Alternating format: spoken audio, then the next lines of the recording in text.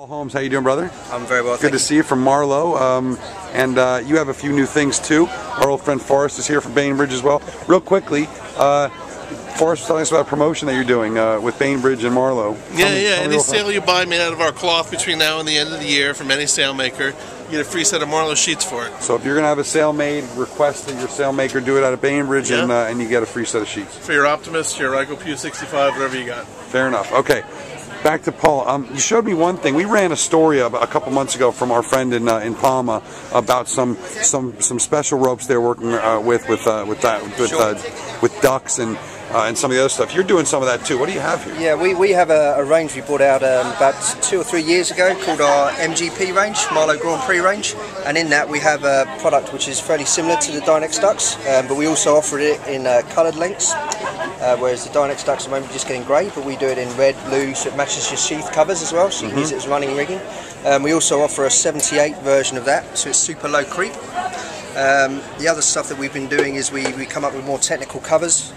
We've rigged a lot of high-profile boats such as Leopard, Ran, the new Ran 72, the new Arabian 100 have all been done using the Marlow Grand Prix range. Within that range we also have what we call our dry treatment. If you come over here, we've got a practical demonstration. I love practical demonstrations.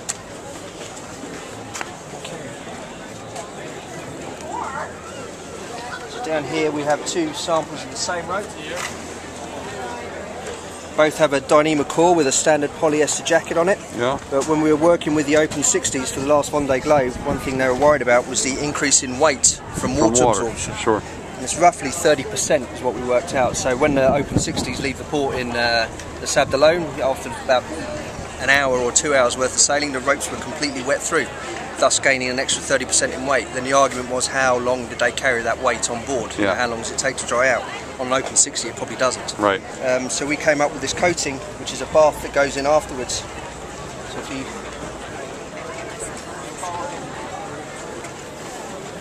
So you dip the whole spool?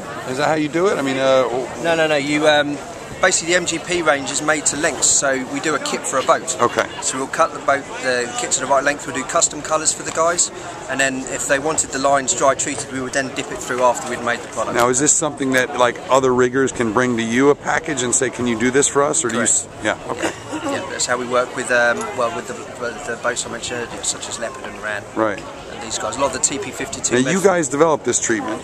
Correct. Marlow did. Yeah, it's actually come from our climbing market. We actually used it as a coating to keep out ingress. Do you actually sell the coating or just the actual treatment? Okay. No, we actually we provide the treatment. It's not in a position yet to be offered out to. Oh, fair enough. Fair enough. So now show me what happened. Unfortunately, the tide's gone out, so they're not actually sitting in the water. That one's in water. There we go. So see there that one sinks straight away and the other one floats. Oh, look at that.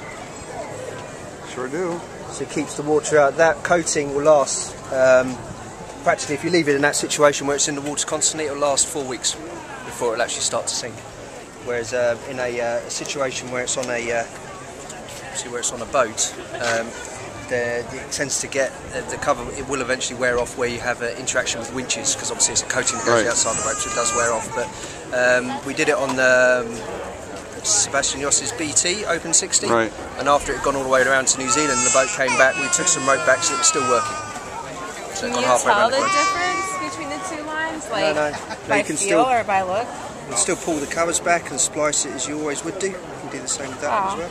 So no, there's no difference in the way. You can do this with all the types of lines on your boat, like halyards, sheets, and... Correct, yep. It actually helps with clutch performance as well. So in the areas where you are clutching, it does help with the grip on the clutch. Oh, wow. But obviously what will happen is it will wear off over time.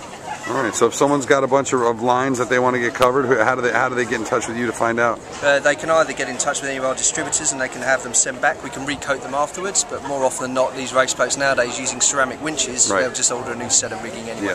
Yeah. Alright, well that's cool. We like things that make everyone faster. There you go. Thanks a lot. Nice to meet you, and we'll talk to you soon.